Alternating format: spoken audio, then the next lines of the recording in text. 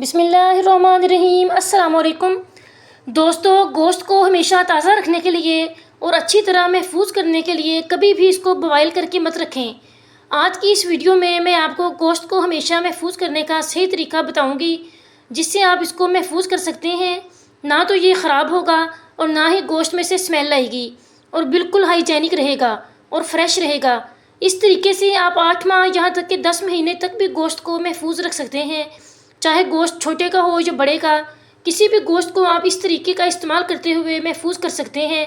तो सबसे पहले आपने क्या करना है, गोश्त लेने के बाद आपने खुले पानी में गोश्त को अच्छी तरह धोना है। इसके बाद आपने सफ़ेद सिरका लेना है, थाल में या बर्तन में गोश्त को धोना है। इसमें पानी भर के सफ़ेद सिरका डाल दें। सिर्फ 2 मिनट के लिए सिरके वाले पानी में गोश्त को भिगोकर रख दें और इसके बाद इसको दोबारा से वॉश कर लें। गोश्त ख़राब होने की सबसे बड़ी वजह यही होती है कि गोश्त में खून रह जाता है और खून की वजह से गोश्त में बैक्टीरिया पैदा हो जाते हैं या गोश्त मुकम्मल तौर पर ख़राब हो जाता है। लेकिन जब गोश्त को सिरके वाले पानी में भिगो देते हैं तो इसके अंदर जितना भी खून मौजूद होता है वो तमाम साफ़ हो जाता है और जितने भी बैक्टीरिया मौजूद होते हैं वो भी मर जाते हैं, क्योंकि सिरके के अंदर एंटी बैक्टीरियल और एंटी मैक्रो प्रॉपर्टीज़ मौजूद होती हैं। सिरके वाले पानी में गोश्त को भिगोने के बाद दोबारा से गोश्त को खुले पानी से धोएं और उसको छलनी में रख दें ताकि ये अच्छी तरह से खुश्क हो जाए। इसके बाद आपने सफ़ेद शॉपर लेना है, काला या रंगीन नहीं लेना। अक्सर ख़वातीन पुराने शॉपर इस्तेमाल कर लेती हैं जिनमें बहुत ज़्यादा बैक्टीरिया होते हैं और ये गोश्त को ख़राब करने का बायस बनते हैं।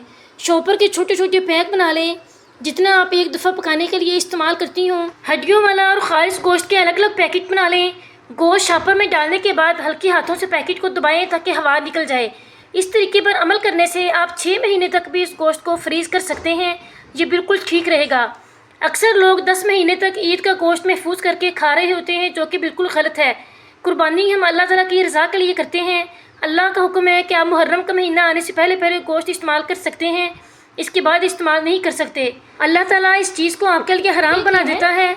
तो कोशिश करें कि जब तक मुहर्रम शुरू नहीं होता तब तक इस गोश्त को महफूज करके रख सकते हैं। इस तरह गोश्त में से बदबू भी नहीं आएगी।